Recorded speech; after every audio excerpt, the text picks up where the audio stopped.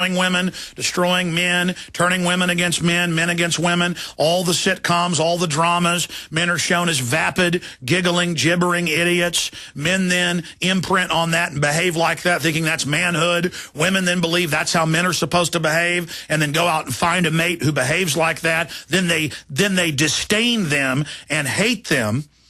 And handbooks were written on that. How to keep the black men dumbed down and not able to really even speak, and then set the women up as their rulers. That's modern feminism, and that is a Roman handbook, then translated into French, then into English, and we years ago read that handbook on air, how they do it. But side issue, that's only one facet of all of this. I wanted to play this Carl Sagan clip and go over it because it really crystallizes that your children that are alive today, before you know it, they're going to be gone. You're going to be gone. Before I know it, my parents are going to be gone. And then I will follow on a little longer after them, and then I'll die, and then my children will follow on a little longer. That's the human experience, and I love humanity. I see a powerful concert put on, Beethoven's Eighth or Carina Burana by Carl Orff, or I go and see acrobats, or, I mean, just what the human body, the human mind, artist, literature, poetry, it is so incredibly powerful. And I'm in love with humanity. I'm in love with our potential. I believe in humanity. The globalists also know how powerful humanity is, so they seek to make us weak so we're more manageable. But then the elite try to stay separate from the public, but they become degraded by their own propaganda and by their own culture. And the Carnegie Endowment documents from more than 90 years ago are public. Charlotte Iserby's Deliberate Dumbing Down has copies of them in it. They're online on their site. The whole book's free online, where they said they were going to dumb everybody down and turn us into servile idiots, into people who couldn't critically think. And you talk to the public now, many of them cannot be communicated with, cannot even understand what you're saying. If you talk about any even boiled down, dumbed down geopolitical terms, information, they think you're showing off and speaking some type of Martian to them. It's completely Greek to them. And my intellect, compared to, say, Thomas Jefferson's, and I've studied his writings, his mind, my intellect is a pale shadow compared to someone like Thomas Jefferson. And ladies and gentlemen, my geopolitical, sociological, psychological, military, general knowledge dwarfs 99% of people. And I am a mental midget. You see, man is slumping. Man is degenerating. Man is falling and crumbling and unraveling right in front of us. No one can deny it. And it's because we've been fed scientifically in the last 100 years, but in the last 60 with television, pure death. And they don't even have to have all the producers and directors be part of it. They were raised up in it, so they regurgitate it. And they are sexualizing our children. They are dumbing people down. They are training people to value things that don't matter. When my heart will flutter if I walk outside at night and there's a full moon and there's mist blowing through the TV towers with their red lights flashing, and a night bird flies overhead, nighthawk circling, eating bugs.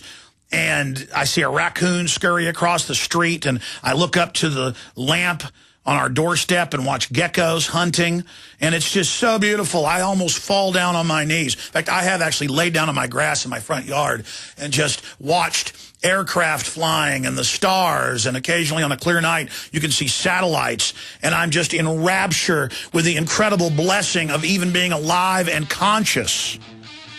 And I look at unhappy people who've been trained to feel inadequate from birth by Madison Avenue, who are totally unhappy and feel empty because they don't have the wealth or the baubles or the trinkets of success, or they don't have, their fellow man bowing down to them. And I see the public posing and everybody acting like little kings and queens.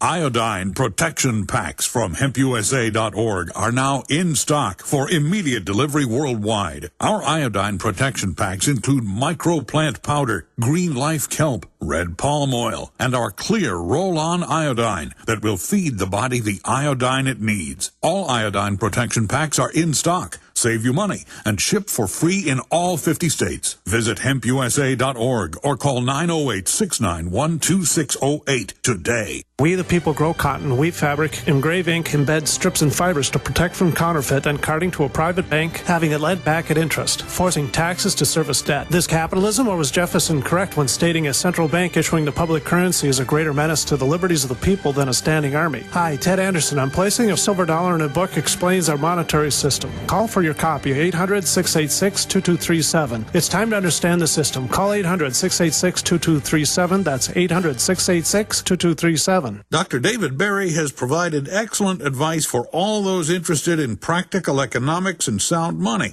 It's certainly worth reading. That's what Congressman Ron Paul said about Cha-Ching Wisdom, 123 Practical Universal Truths About Money, the new book by Dr. David Berry. The cool part of this book, certainly it'll speak to you personally, your life, your lifestyle, your money, your investments, but it also can be generalized into the nation, what's going on as a nation. We do these same things personally that we do as a nation. Dr. Berry's book, Cha-Ching Wisdom, presents many facets of your relationship with the once almighty dollar and how current national and international politics affect your daily life. Some of the other things are about that. They're not just economic, they're philosophical. There's psychology involved in this book. There's philosophy involved in this book. Read Cha-Ching Wisdom by Dr. David Berry, only $9.95, available at chachingwisdom.com. That's CHACHING wisdom.com. chachingwisdom.com. Alex Jones here with key information. The U.S. government is a Ponzi scheme that relies on the Treasury continuously selling large amounts of government bonds to foreign central banks. With Japan about to become a seller of U.S. bonds in order to rebuild its own nation, and the U.S. antagonizing China by calling them currency manipulators, the Federal Reserve, which is already buying about 70% of U.S. Treasuries, will soon be the only buyer left of U.S. Treasuries. Our friends at the National Inflation Association believe that the U.S. dollar will soon become worthless, and Americans will see the purchasing power of their incomes and savings destroyed. I strongly urge my fellow Americans to sign up for the free NIA newsletter at www.inflation.us. If you are sick and tired of the economic propaganda in the mainstream media, sign up for free at inflation.us to learn the economic truth that the mainstream media ignores. Freedom, the blistering anti-globalist anthem from the rock band Ravelin. Back in robes have their tools. Flexibility with the rules. Just one of 11 great songs from their album Under the Sun, available on iTunes and at Ravelin.com. RAVELYN, Ravelin.com. Spring and a new growing season are here. Plan a healthy garden easy and fast with Organicaseed.com. Easy because Organicaseed.com offers one of the largest online selections of organic, heirloom, non-hybrid, and untreated seeds, as well as tobacco and cotton seeds at low prices. Go to Organicaseed.com, spelled ORGANICA, seed.com. Organicaseed.com. Remember, Organica Seed is healthy seed.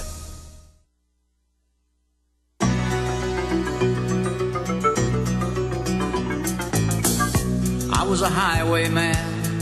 Along the coach roads I did ride. Life is such an adventure. Consciousness is such a gift from the Creator. Many a young maid lost her mama. The experiences we have in life, the magic of children and their beautiful voices and their minds growing and sucking up knowledge like a sponge.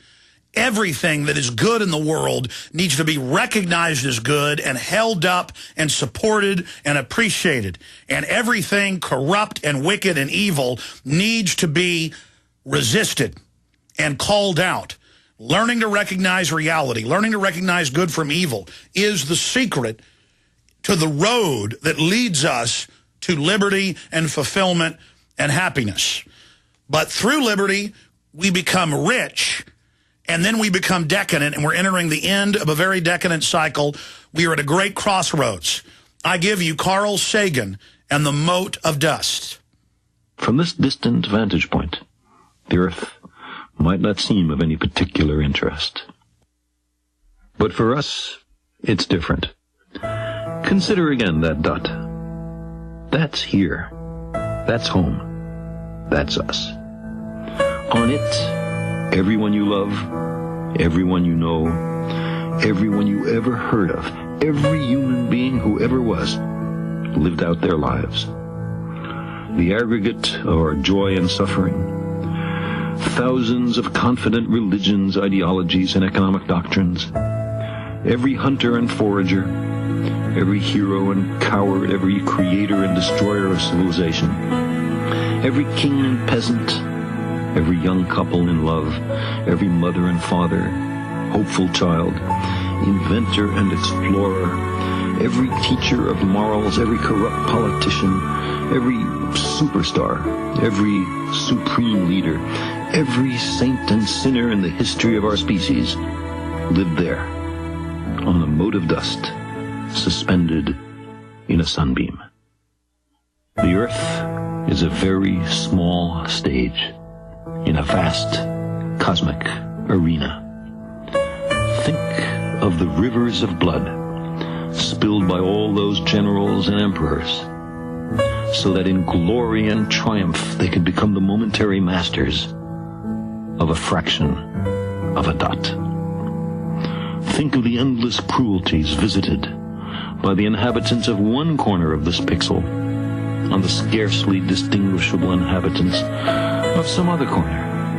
How frequent their misunderstandings, how eager they are to kill one another, how fervent their hatreds. Our posturings, our imagined self-importance, the delusion that we have some privileged position in the universe, are challenged by this point of pale light. Our planet is a lonely speck in the great enveloping cosmic dark. In our obscurity, in all this vastness, there is no hint that help will come from elsewhere to save us from ourselves. The Earth is the only world known so far to harbor life. There is nowhere else, at least in the near future, to which our species could migrate. Visit? Yes. Settle? Not yet. Like it or not, for the moment, the Earth is where we make our stand. It has been said that astronomy is a humbling and character-building experience. There is perhaps no better demonstration of the folly of human conceits than this distant image of our tiny world. To me, it underscores our responsibility to deal more kindly with one another and to preserve and cherish the pale blue dot, the only home we've ever known.